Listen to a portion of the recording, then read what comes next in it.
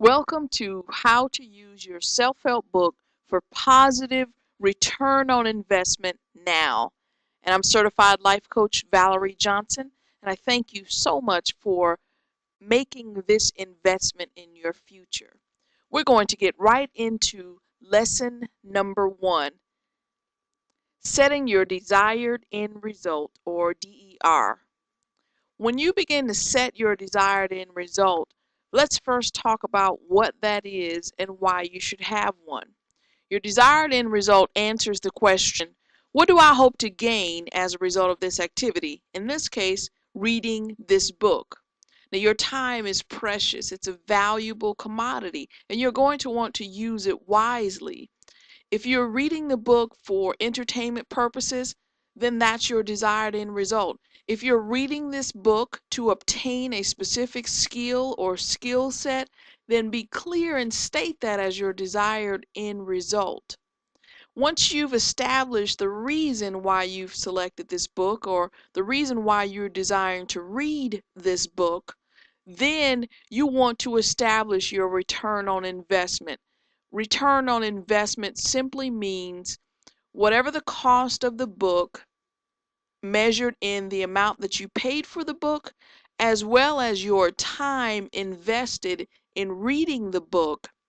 You want to have a gain from reading the book that exceeds that dollar amount or that figure. You want to keep in mind your return on investment includes more than just the purchase price of the book. If the book was only $10, that is not your total cost of this book. That includes the time. If it takes you 6 hours to read it or 60 hours, you want to look at that time is being invested in reading this book. So if you quantify it simply based on your average hourly rate or the average hourly amount that you make, it may cost you in time, energy, effort, it may cost you $300. So you want to make sure that your return on investment is going to exceed that. And that doesn't have to be over the course of the time you finish the book. The idea is that once you read the book, you're going to have some real practical lessons that you're going to use and implement right now so as to help you build, again, whatever it is your desired end result is. Can you see how important it is to have a real clear desired end result for taking the time, energy, and effort to invest in reading this book? So on the PDF that you should have downloaded, you're going to list the book name, the author, and who it was recommended by, if it was recommended by someone. And you'll see later on that there's a reason for that. Really, it's because you want to track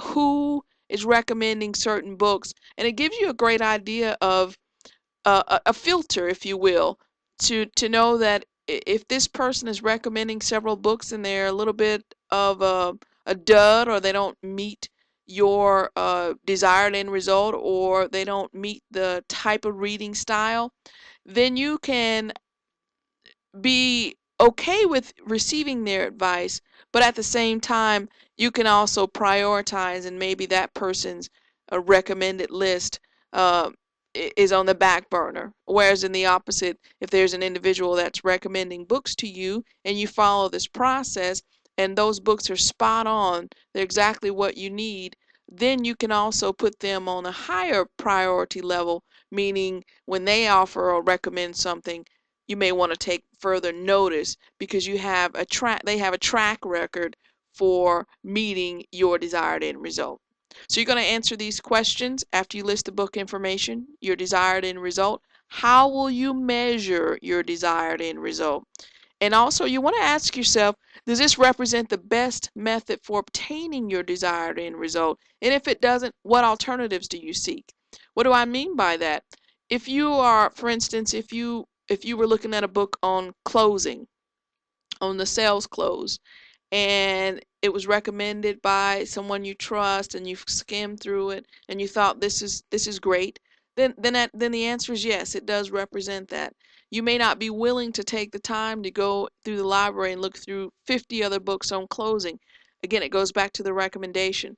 the person who recommended it or the site or what have you, they may have a great track record. So you can say, okay, I feel confident that this represents the best method. And then how will achieving this desired end result give you what you don't already have? Of course, it gives you your desired end result, but what else does it give you? What's your real takeaway? This is the lesson one, and the end result is that you want to have a process by which you read your books. And if you do that, if you establish a process, you're going to start seeing a return on investment. So you don't have just a lot of books on the shelf that say, oh, I read those books, but you actually have books on the shelf that you've read, documented evidence of how you measured your return on investment. And of course, you're achieving a positive net gain as a result of reading this book. So this is lesson one. Very simple, very easy. I would estimate it should take you about 5 to 10 minutes to answer these questions. However, don't let the simplicity in the questions fool you. Nature is simple, and we know how phenomenal it is.